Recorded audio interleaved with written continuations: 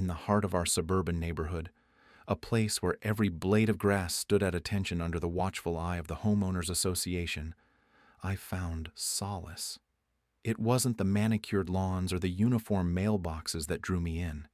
It was the quiet rebellion of the ordinary, an unremarkable street where I could take my cat, Miso, for a stroll on her red leash. Miso, a petite tabby with a personality as vibrant as her coat, loved these outings. Her curiosity extracted the secrets from every bush, her tiny nose twitching at whispers only she could hear. She was my silent partner, padding alongside me, a soft rebellion against the monotony around us. The neighborhood was a stage, and Miso and I played our parts with quiet defiance. We walked under the sun through shadows cast by towering oaks, as if daring the world to judge the sight of a cat on a leash. It was a calm, mundane routine, until Karen arrived. Karen was the type of woman who thrived on the brittle edge of control. She wore her authority like a badge, brandishing it with a fervor only matched by the gleam of her spotless SUV. Her domain was the HOA, a kingdom of bylaws and regulations, and she ruled it with the precision of a clockmaker. Her eyes, sharp and hawkish, missed nothing.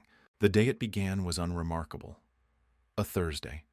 Sky the color of an unblemished robin's egg. Miso and I set out with the same quiet determination as always. We were halfway down the street when Karen made her first approach with an air of practiced vigilance. Her presence was a storm cloud, edging in with a promise of rain. She loomed silently, a specter of authority, and I acknowledged her with a nod as we passed. But her eyes were on Miso, tracing the path of the leash as if it were a crack in the facade of her perfect world. I felt her judgment like a chill wind but continued on, unfazed. Later, I found the note, taped to my front door with the precision of a surgeon's stitch.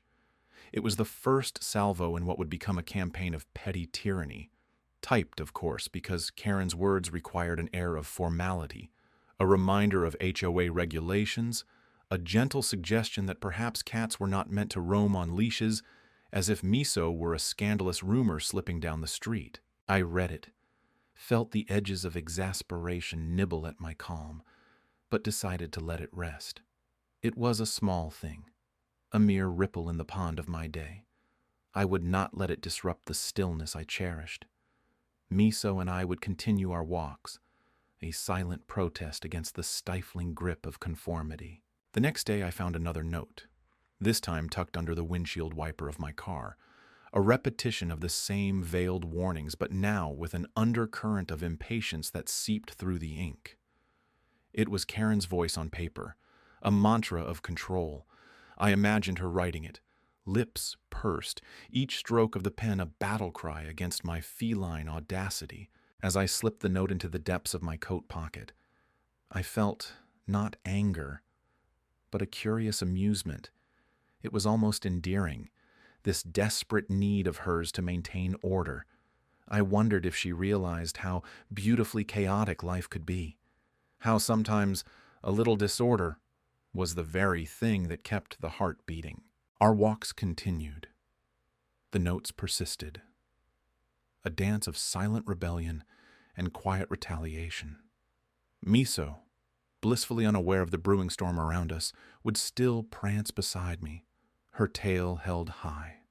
Life, as ever, moved in its gentle rhythm, until Karen decided a new tactic was needed. That was the day the police arrived, a testament to just how far she would go to uphold her vision of suburban sanctity.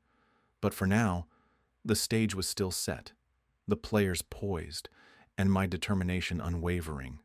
Miso and I would walk, for peace, for defiance, for the beauty of a cat on a leash. The morning after the 911 call, the neighborhood seemed draped in a quiet tension, like a low-hanging fog that clung to the streets and lingered in the shadowed corners of our suburban utopia. Word spread faster than the morning paper could hit the porches. One absurd call, and suddenly I was the talk of the cul-de-sac. Karen, with her manicured precision and an invisible crown of authority, was like a conductor leading an orchestra of disapproval. Her whispers, soft enough to seem innocent, yet loud enough to echo in the ears of those passing by, played a melody of scandal and outrage. She had turned a simple evening stroll with my cat, Leopold, into a grand opera of neighborhood concern.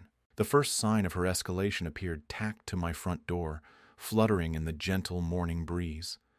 A neatly typed letter embossed with the HOA logo. It was official, bureaucratic, and cold. Violations, it claimed. A list of offenses as absurd as they were numerous.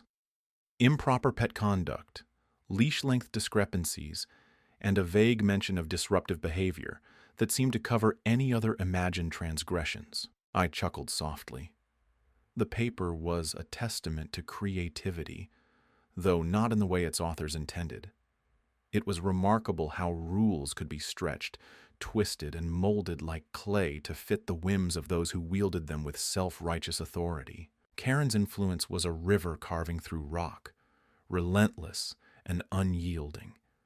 She wasn't content with citations alone. She wanted isolation. The whispered conversations at the mailbox, the glances at the community pool, all laced with a hint of her fabrication. My simple walk had become a symbol, a rallying point for those eager to unite under the banner of conformity. Yet, life went on. The sky didn't fall, the earth didn't shatter, it merely shifted. I watched from my window as neighbors gathered under the pretense of friendly chatter. The words floated through the air, detached, seeking a home in the minds of those willing to listen. Dangerous was a word that seemed to dance around, a shadow of its true self, seeking purchase in wary hearts. Leopold remained blissfully unaware of the societal storm brewing outside. His days were filled with the eternal curiosity of a cat exploring the world with wide eyes and twitching whiskers. His purrs were a balm, a reminder that chaos was often a construct of the human mind, a creation of those who found comfort in control and order. But beneath the surface of this calm exterior, something simmered. A quiet defiance had taken root, nurtured by the absurdity and injustice of it all. I found strength in the solitude, in the certainty that truth often bore a different face than the one most chose to see. I was not alone, not truly. The world was vast, full of individuals who understood the beauty of difference, the necessity of questioning the status quo. Karen's reign, though formidable, was not unbreakable. It was a construct, a castle built on the shifting sands of perception and power. And I, with my cat and quiet resolve, was a wave on the horizon, growing in strength, preparing to wash over the shores of her carefully curated domain. There would be another act in this unfolding drama, but for now, there was peace in knowing that I had planted a seed of resistance. Small, perhaps, but enduring. The chill of the morning dew clings to the soles of my shoes as I step onto the sidewalk, my feline companion at my side. Her fur catches the early light, a moving patch of calico sunset. Each step she takes is deliberate, her tail a proud banner in the wind. Yet beneath the serene tableau, a storm brews. Everything is being documented now. The phone sits snugly in my pocket, a silent sentinel capturing the mundane details of our stroll. It's a digital diary of sorts, each pixel a testament against absurdity. We've become a well-oiled machine, the cat and I. A duo, united against the pettiness of HOA Karen's world. I pause by the roses draped over a neighbor's fence, their fragrance a soft reminder of simpler times. Each petal unfurls to the sun, unaware of the surveillance, the grievances simmering beneath this suburban symphony. Every bloom is a witness, each thorn a possible weapon. She's there, of course, always there. Karen with her sharp eyes and sharper tongue, monitoring from behind lace curtains like a sphinx judging trespassers. Her presence is as predictable as the male, as unyielding as the HOA regulations she clutches to her chest like a lifeline. I imagine her nails tapping against the window pane, a Morse code of discontent, the memory of the flashing red lights, the incredulous looks of the officers, pulses in my mind. How her voice had been a crescendo of indignation, painting me as a vagabond in my own neighborhood for the crime of feline companionship. The absurdity still simmers within me, a quiet fury, masked by the veneer of civility. It was after that night when the reality sank in. She and I were locked in a dance, a battle disguised as neighborly concern. It was time to tilt the scales, to orchestrate a counterpoint in this twisted melody. The camera in my pocket is more than a tool. It's a quiet rebellion, capturing not just our morning ritual, but the snippets of Karen's own transgressions. Every car parked slightly askew, every unapproved garden gnome. The hypocrisy of her existence, laid bare by her own stringent rules. I catalog these moments with the patience of a librarian, each entry a brick in the armor of my resolve. It's not about vengeance, not exactly. It's about balance, about holding a mirror to the folly, the double standards, letting them see the reflection they've so cleverly obscured. The cat pauses, eyes fixed on a fluttering butterfly. Her stillness is my cue. I look across the street, where Karen's curtain twitches ever so slightly. The stage is set, the actors in place. I hesitate, the weight of what comes next pressing on my chest. This isn't a game, though at times it feels like one.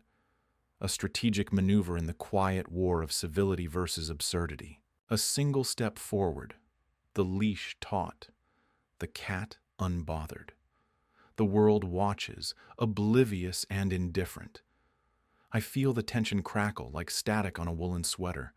It's a silent rebellion, a testament to endurance. A leaf flutters down, its descent a gentle exclamation point on the tension. Its landing barely a whisper. But here, in this moment, it feels like a gavel striking down, proclaiming the end of one chapter and the beginning of another. And so, we walk on, the cat and I, leaving behind the tremors of a morning's quiet revolution. The gavel of justice moves at its own deliberate pace, an intricate dance of papers and passwords. The lawyer's office was a sanctuary of elegant chaos. Stacks of documents like ivory towers beckoned the curious and the disgruntled alike.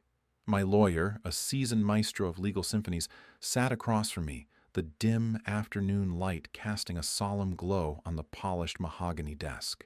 It was here, amidst the silent witness of law books and the whispering rustle of pages, that the quiet revolution began. The HOA board, that bastion of suburban sovereignty, had overstepped its bounds.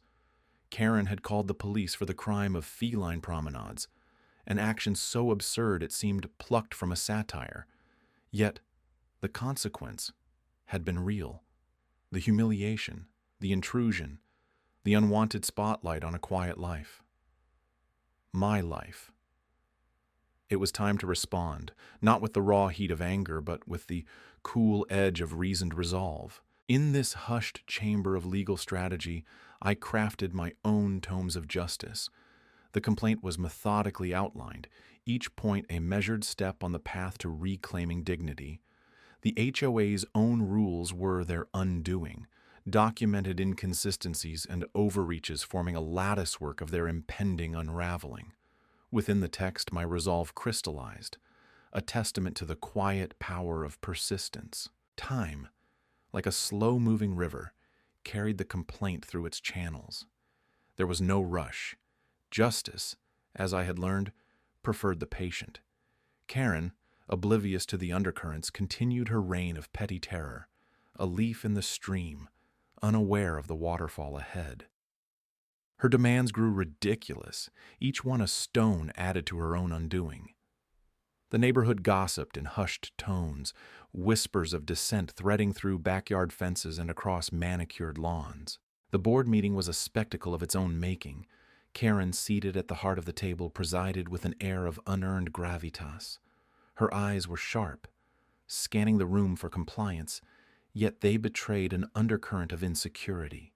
When the agenda reached the point of my complaint, a charged silence draped the room.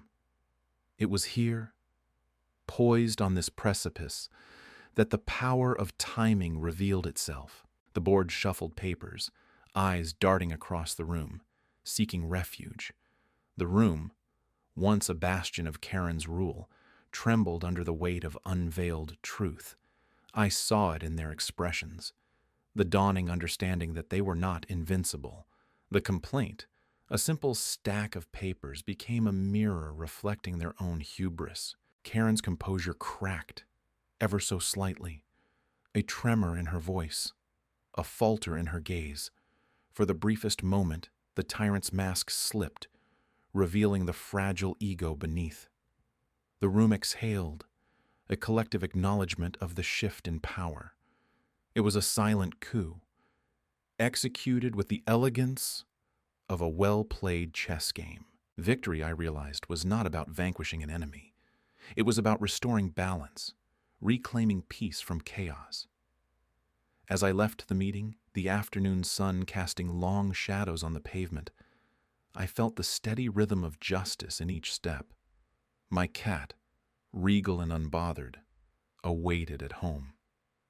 A silent testament to the simple joys worth defending.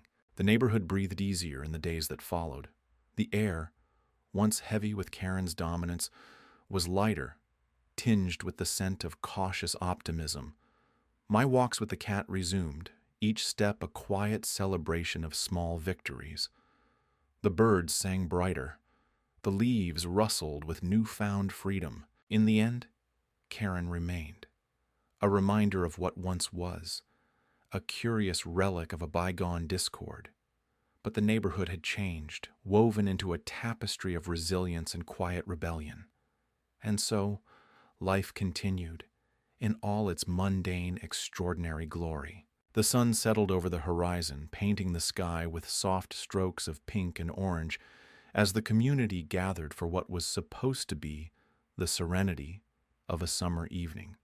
Yet tension crackled in the air like static electricity, a reminder of the chaos Karen had spun into our lives, with the precision of a seamstress sewing discordant patches into what used to be a tapestry of quiet harmony. The aftermath of the 911 call had rippled through our neighborhood like a stone tossed into a still pond. It was absurd, of course. The image of me walking Whiskers, my tabby with a penchant for adventure, on a leash seemed the least of offenses compared to the colorful array of Karen's antics. Still, the event had been the final straw for many. Her reign of self-proclaimed authority was challenged, and the embers of discontent were fanned into a quiet rebellion. The HOA meeting was packed. Faces usually hidden behind windows and hedges appeared, drawn by curiosity and a shared desire to witness Karen finally reckoning with the community she had tried to rule. Her presence was unmistakable, a rigid figure against the backdrop of suburban calm, like a sculpture carved with lines of dissatisfaction. I stood at the back, where shadows offered a semblance of anonymity, watching the scene unfold. Karen's voice, typically a tool of command, was now laced with defensiveness, her arguments unraveling as the weight of collective disapproval bore down on her. Words failed, as did the bravado she wore like a second skin. There was a poetic justice in the room's quiet uprising. Neighbors shared glances, a silent communication of solidarity. They spoke in calm, measured tones, recounting their own grievances with the veneer of polite civility. It was not a rebellion of noise, but of shared resolve. The power Karen once wielded was slipping through her fingers, the community's cohesion restoring itself in gentle waves. In the midst of this unspoken reckoning, I felt a shift within myself. The power of quiet resistance, of walking a path unyielding to the chaos Karen sowed, had brought us here. There was irony in her undoing. The more she grasped for control, the more it eluded her. And then, in a moment of exquisite irony, a neighbor, quiet until now, broke the air with a single sentence. It wasn't loud, barely above a whisper, but it sliced through the tension like a keen edge. Maybe it's time we remember why we moved here in the first place. The words hung in the air, a gentle reminder of the peace that had once embraced us all. Karen's expression shifted, a flicker of realization crossing her features. She was sidelined, her influence diminished. As the meeting dissolved into quiet conversations and plans for moving forward, there was a sense of renewal, like the first breath of spring after a long winter. I stepped out into the night, with Whiskers at my side, his tail raised in victory. The air was cool, the stars beginning their shimmering dance overhead. The neighborhood felt different, lighter somehow, as if a burden had been lifted. Walking back home, I glanced at the houses around me, their windows glowing with warmth and promise. We were a community once more, knitted together by the threads of understanding and resilience. As for Karen, she remained. But the power she once held was now a shadow of its former self, cast aside by the simple strength of unity. And I realized then that sometimes the quietest voices hold the most profound power.